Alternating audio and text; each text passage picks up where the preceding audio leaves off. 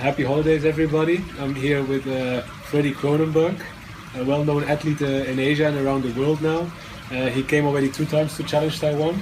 He came in third the first year and second last year, or actually this year. So he's definitely growing into the race. Freddie, what's your memories of the race? I only have good memories from the race. I mean, I have the first year, as you said, I was third place, and this year I was second. Yeah. So I have a good trend there. Yeah. So you're coming back, and then you do first place, obviously.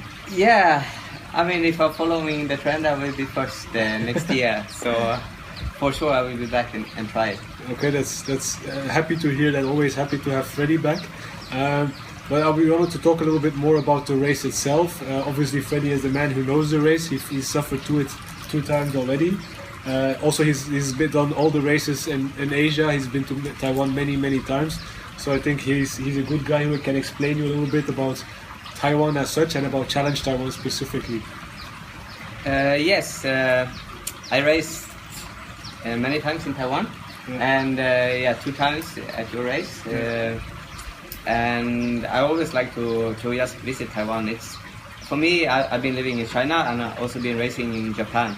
So I feel like Taiwan is like a mix between China and Japan. Okay. And the race takes place in Taichung. Yeah. You have to take a flight from Taipei, where most international flights arrive. And once you're in Taichung, everything is very easy. Yeah. You land at the airport, and I think it's like 30 minutes drive to get to your hotel where you stay.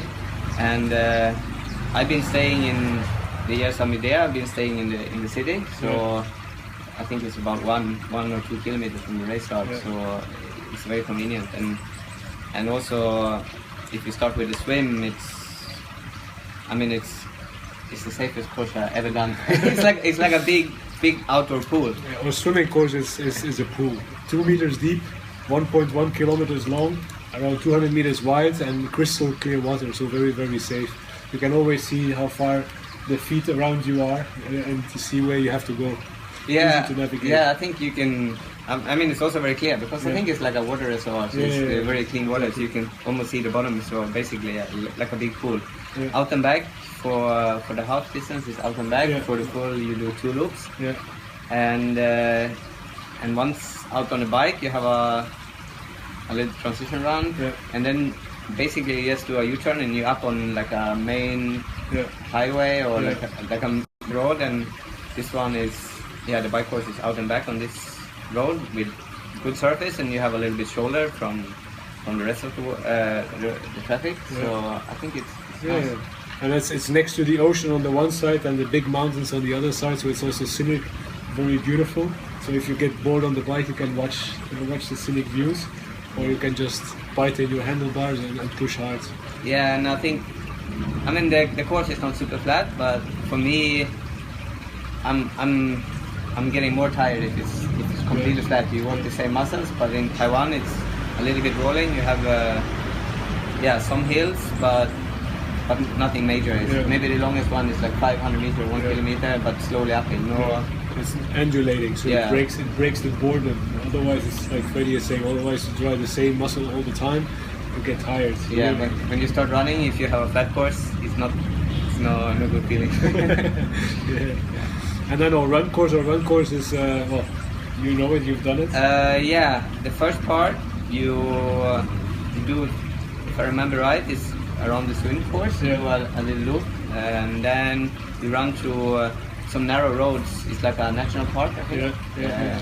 And then after this, you run more like a city environment, and for me it's nice because you pass actually the finish line. I think halfway through the lap.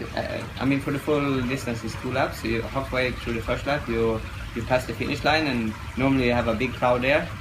And that's also the part where you start the run on something like this. If you can see the table, it's like a wooden. It's a nice wooden surface, nice and bouncy. Yeah, bouncy. I like this. So it's similar to the other race I did this year in Atlantic City. It's bouncy surface. Yeah, bouncy surface. So makes you extra fast. Yeah, I mean, if you get a nice technique, and it's also probably saves your legs compared to running on the hard surface. So you have this surface I think for maybe around 5 kilometers in total. Yeah, so 5 kilometers every loop. I think.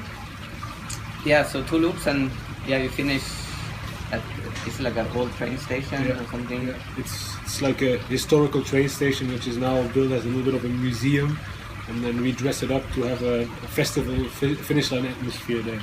Yeah, and you have like burritos and, and sausages. Yeah, sausages. Beer, everything. Yeah, I think you have like the German. Bring in the German, and also, it's a good finish. Yeah. So, well, this is thank you, Freddie, for this in-depth explanation about what Challenge the Taiwan is all about, giving your opinion about the race course. Well, see you back next year. In first place this time. Yeah, I will do my best. Happy New Year's to everybody. Yeah, Happy New Year.